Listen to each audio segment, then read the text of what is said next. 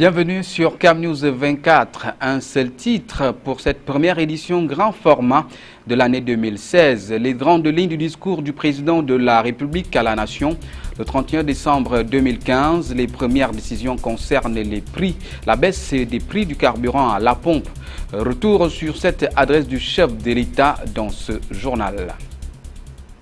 Une fois de plus, bienvenue. Lendemain de la célébration de la Saint-Sylvestre, Douala peine à reprendre son train de vie quotidien dans les rues comme dans les formations sanitaires. L'ambiance était somme toute morose en cette matinée du 1er janvier 2016.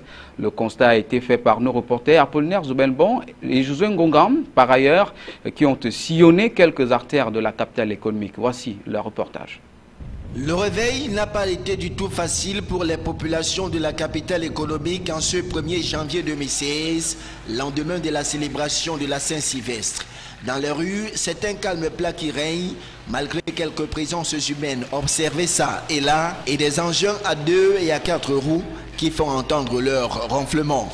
Dans quelques formations hospitalières, l'ambiance est identique, celle de la fête qui a pris le dessus sur le train quotidien.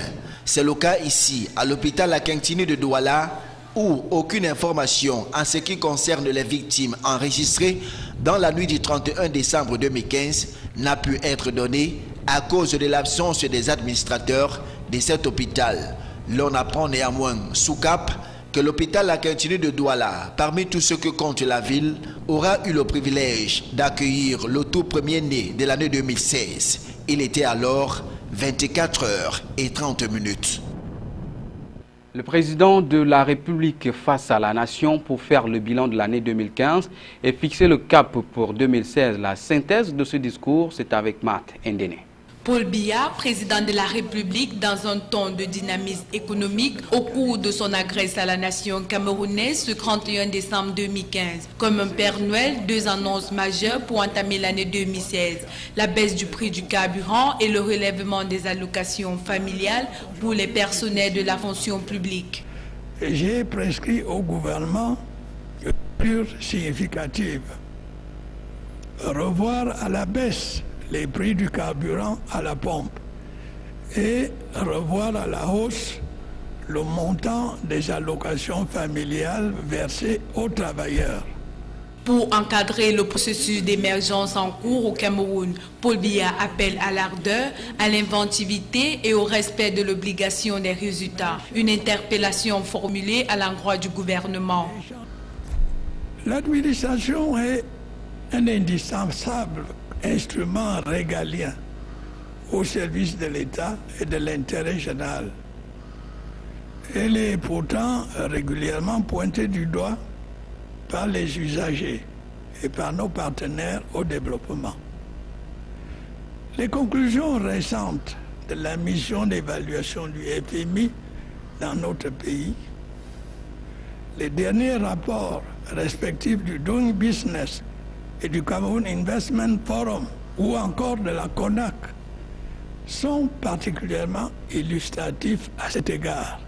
337 660 emplois créés en 2015 contre 283 443 en 2014. Dit que le pari de l'industrialisation, l'enracinement de l'agriculture de seconde génération est en passe d'être gagné à condition d'être conséquent sur la mise en œuvre du plan d'urgence. Un seul mot suffit donc pour résumer la vie nationale en 2015. Résilience, l'a martelé le président de la République. Quel contenu Paul Biya donne-t-il à cette expression? Élément de réponse avec Donald Agnuzoa.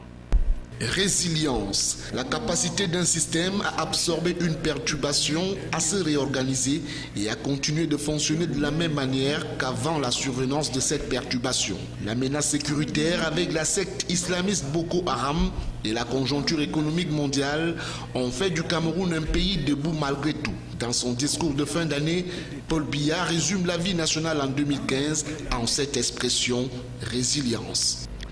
Vous conviendrez avec moi, je crois, qu'un seul mot suffit à caractériser l'année qui s'achève pour notre pays. Résilience. Il s'agit, vous le savez, de cette capacité à résister, à faire face aux défis quotidiens que tous les partenaires au développement reconnaissent à notre peuple. Cette qualité qui fonde les grandes nations s'est particulièrement manifestée sur deux fronts importants. La performance économique de notre pays et sa situation sécuritaire. À côté de cette résilience, le président de la République a également évoqué le mot résistance, cette riposte farouche opposée aux engins humains de la mort que sont les kamikazes de Boko Haram. Grâce à la force et à la dynamique de sa diplomatie, le Cameroun, selon son président, a pu compter sur le soutien de ses partenaires, la France, la Chine, la Russie, les États-Unis, le Tchad et le Nigeria, pour réduire à sa plus simple expression le terrorisme galopant dans la région de l'extrême nord. Une région dans laquelle s'emploient les forces de sécurité et de défense aidées par les comités de vigilance. La solidarité nationale agissante doit être de mise en 2016 comme elle a été en 2015 pour que l'intégrité territoriale du Cameroun soit garantie.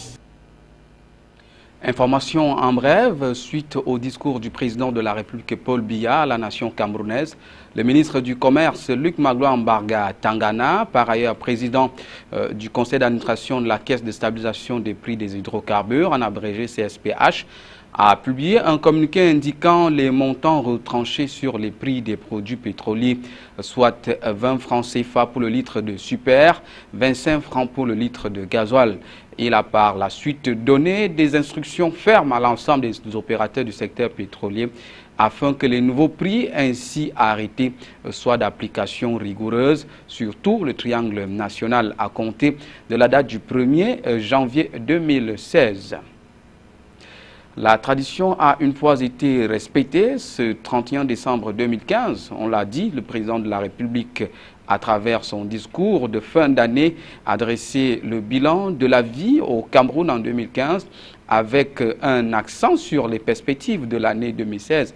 L'adresse présidentielle qui a retenu l'attention de la nation tout entière pendant une vingtaine de minutes a aussi été suivie à Douala et c'est la résidence du gouverneur du littoral qui a servi de cadre d'écoute aux responsables de l'administration en service dans cette région. José Ngongan, Donald Agnouzwa pour le reportage. Ils sont pour la plupart personnels de l'administration publique en leur rang et grade respectifs, venus à la résidence du gouverneur de la région du littoral écouter le discours de fin d'année prononcé par le président de la République. Et c'est avec une attention soutenue que les présents en ces lieux vont suivre l'adresse présidentielle à la nation tout entière. La fin du discours donnera l'occasion au gouverneur Samuel Dieudonné Iva Hadiboa de faire une lecture succincte du contenu de cette adresse du chef à son peuple. Nous avons tous suivi avec une particulière attention le discours de fin d'année du chef de l'État qui nous a pratiquement brossé la vie 2015 telle que nous l'avons vécue sur le plan économique, social et sécuritaire. Au plan économique, il a été conscient, n'est-ce pas, des efforts soutenus des populations qui croupissent parfois face à la dure épreuve de la survie. Et en ce sens, il a instruit le gouvernement de la République de pouvoir prendre certaines mesures, les principales étant la baisse du prix du carburant et puis une légère hausse, n'est-ce pas, des allocations familiales.